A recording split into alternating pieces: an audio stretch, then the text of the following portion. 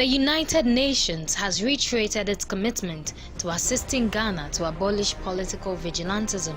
The Special Representative of the UN Secretary-General and Head of the United Nations Office for West Africa and the Sahel, Dr. Mohamed Ibn Chambers, said the world body would remain at Ghana's disposal to facilitate national conversations to ending the canker. Dr. Chambers made the remarks during a presentation at the Council on Foreign Relations Ghana's guest series lecture here in Accra. The diplomat spoke on the topic, building partnerships to face the challenges, peace and security in West Africa. Efforts to sustain and build peace can only be guaranteed through partnerships at the communal, national and regional levels.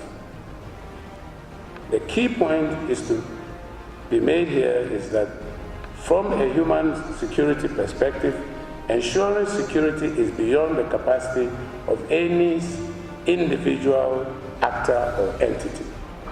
We therefore need partnerships at various concentric levels, from the communities to the national, to the regional, continental, and indeed global levels.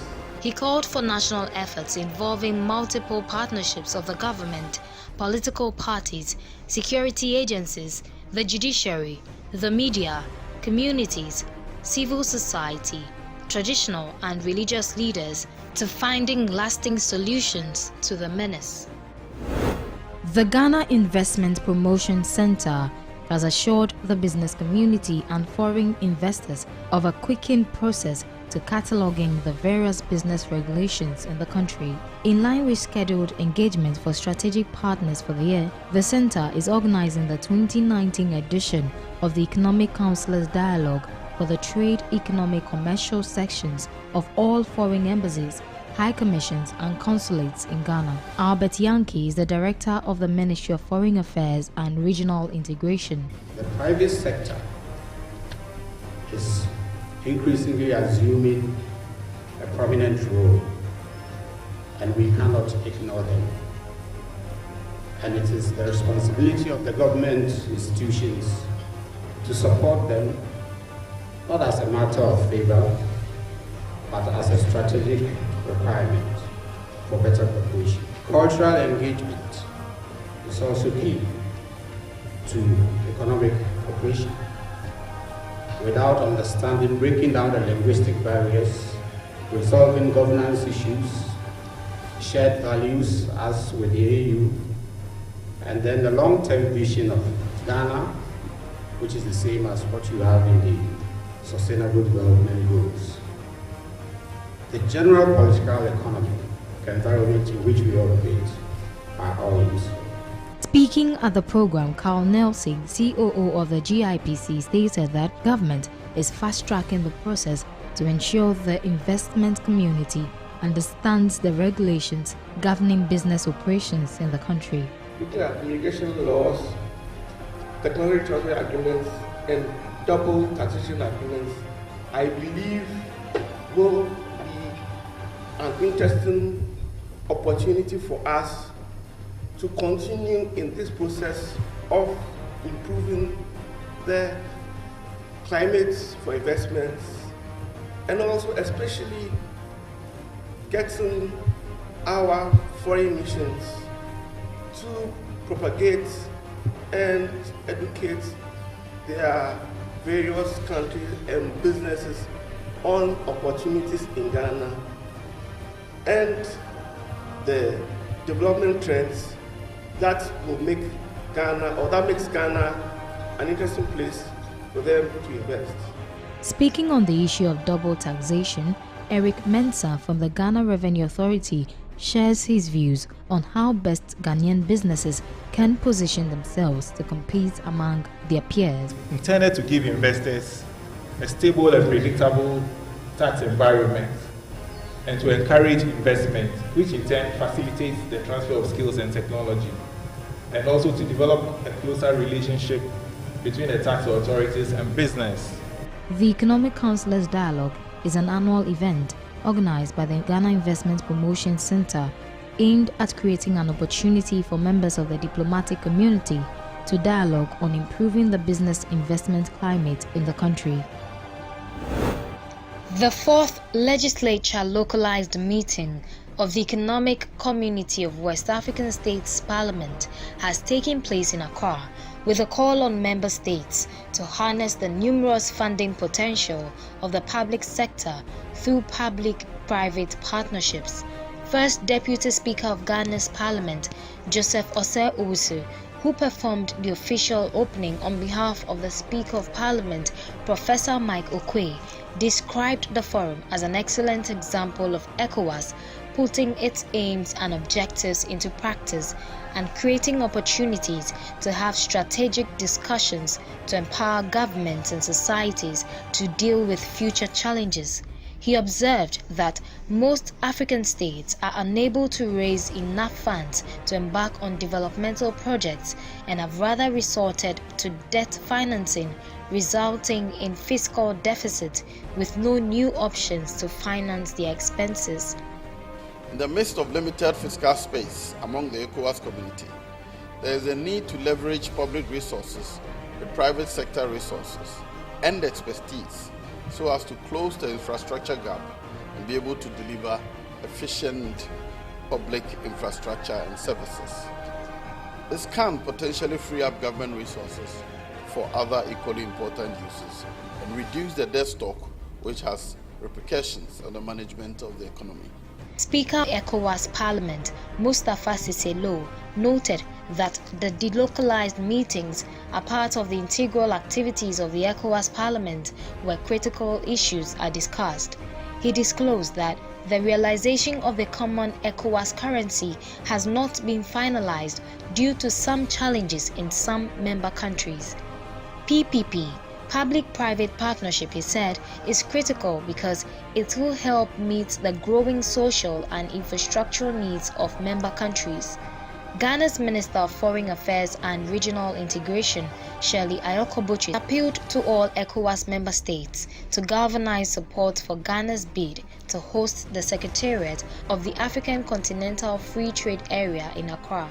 Our government has decided to, and has indeed formally expressed its interest to have Ghana host the Secretariat of the African Continental Free Trade Area here in Accra. We are of a firm belief that Ghana's history and credentials on Pan-Africanism and her continuous commitment to the ideals and values of the African Union makes her a worthy member state of the African Union to host the Secretariat.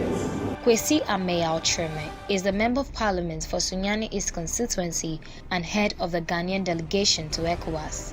I am aware that some member states, including Ghana, have already taken giant steps, including introducing national policies and passing laws to institutionalize public-private partnerships to leverage on the financial capital of the private sector, provide critical infrastructure for our respective countries and for our people.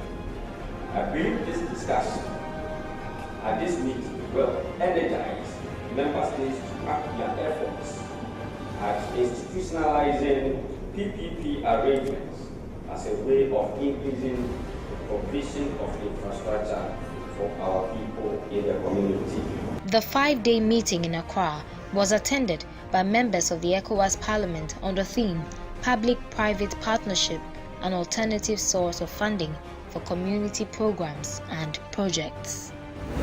The British High Commission has won a friendly football match played against the Parliament of Ghana at the Accra Sports Stadium. The game, which was organized by the High Commission in collaboration with Ghana's Parliament, was to strengthen relations between the UK and Ghana. Considered the biggest sporting event of the year, the parliamentary team took the lead in scoring their opponent in the first half. The second half saw the High Commission in full swing, drawing 2-2.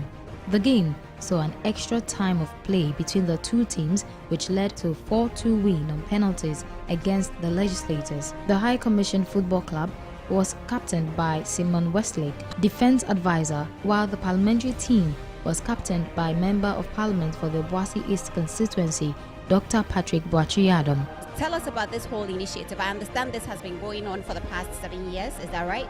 Well, the club has been running since 2015, and we regenerated these games between Parliament and British High Commission last year, when we were narrow victors, 1-0 last year at the OWAC Stadium. But I think the best wins are the ones that aren't easily won. And today, I think, was a match that reflected what we wanted, which was unity through sport. In fact, we were able to bring the British High Commission and Parliament together, the UK and Ghana together in something both countries love, with football.